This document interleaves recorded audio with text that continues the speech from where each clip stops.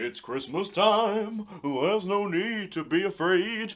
Unless you're the people of Earth on Christmas morning and the Sycorax are attacking. Hello and welcome to a Christmas review series. I love Christmas, I love Doctor Who, so we're going to review every Christmas special of Doctor Who. Mainly for content reasons. It means all my videos for December, they're already done, smashing the game. And of course, we're going to start with the Christmas Invasion.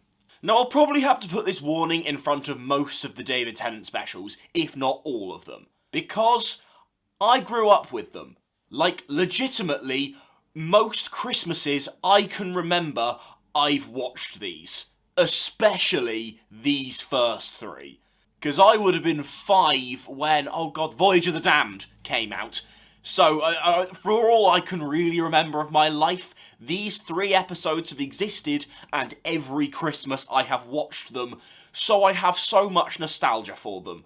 But, I have rewatched all these episodes recently, and I'm going to try and give you a balanced view, but bear in mind, these David Tennant Christmas specials, I love them. So let's talk Christmas Invasion, because for me, it is the weakest of the 3 David Tennant specials, but still incredibly good. I find this one really interesting in the way that it was the first Doctor Who Christmas special. And by that logic, it is inherently the most Christmassy. We go from robot Santas to the Christmas tree to, you know, a lot of the dialogue is Christmas focused, and then we go to our Christmas dinner.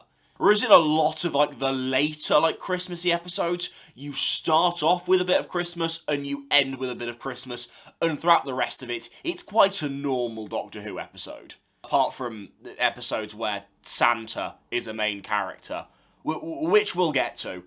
In fact, we'll get to it soon, so subscribe, please! And I think those work really well. I'm also not necessarily saying that I wanted other specials to be more Christmassy, but if you look at this as the fact that this was the first Christmas special, yes, I think embracing the Christmas spirit wholeheartedly was a good way to go. Yes, is it a bit silly to have a spinning Christmas tree that attacks Rose and Jackie and Mickey? Yes. But it's silly fun. And that is a lot of the ways that I go into a Doctor Who Christmas special, is that I don't mind when it's epic or a bit of a bigger story, but I want it to feel fun. In terms of other elements that work well, Harriet Jones coming back. I have a couple of negatives with the Harriet Jones character, or at least some questions, but overall, Harriet Jones is a fantastic character. Seeing her come back here is brilliant. And this episode is oddly structured in a way that Harriet Jones is almost the main character in this story. Or at the very least, you kind of have Rose, Jackie and Mickey, and then you have Harriet and a lot of the government-y stuff. And while a lot of it isn't perfect, what this episode does well is just generally making a very entertaining story, and with elements that, you know, like with the Harriet Jones and the government stuff, those characters, you know, we never really see them, and having whole bits of the story focused on them, and yet it always managing to be fun and interesting and entertaining, it's great writing. And just generally, telling a story without the Doctor present for most of it has always been a tough thing to pull off, and even though this episode isn't really a Doctor-like episode, because it'd be hard to describe it as that, but it functions as that, and does a good job of it. Having said that, if we are going to jump onto a little bit of a negative, yes, I do think it's a negative that David isn't involved more here, mainly because I've never been fond of stories that mean the Doctor doesn't feel like the Doctor for most of the episode. That's not me saying they have to jump straight into being Doctor-y. I think 11th Hour is a perfect example of how to do a Doctor-y story, where the Doctor is front and centre with a lot of elements of their personality, but still allowing themselves to find their footing. This episode is also just incredibly funny from start to finish. We've got the running jokes with Harriet Jones, we've got, you know, like Jackie is just a fantastic comedic character. I've always found her really funny. This episode, honestly, is very, very comedic, and I think it works for this story very, very well. Let's talk about the Sycorax. They're fine. I think the design is sick. I really think with the masks, I think they're quality. I think they're a little bit of a faceless horde. We never really learn enough about the Sycorax to particularly make them interesting, and they're definitely more there as a threat rather than being interesting within themselves. I think as a one-off, and especially as the Sycorax weren't really the focus of this story, that isn't bad. I just do wish it had a little bit more development. But there are some cool things going on here. I like the blood control stuff. The space stuff is really interesting.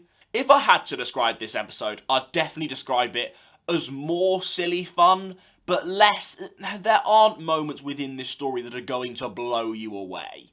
Apart from all of David's stuff on the Sycorax ship. In terms of a proper introduction to a 10th Doctor, and this is why I can almost forgive the episode for not really including much of the character, but when he's there, he's brilliant, and it's just a fantastic start for this character. Overall, David smashes it from the off, and people will know I love the 10th Doctor a lot. One thing, however, I've always been unsure about what I like within this episode is the Harriet Jones twist. Mainly because it's a tough one, because I can see where she comes from. Yeah, I've always really liked the character. It's an odd one, because I can see where the character herself comes from, but I've always really liked the character, and I'm not sure if I've always been fond of this twist. I think her redemption in the Stolen Earth kind of does make this work.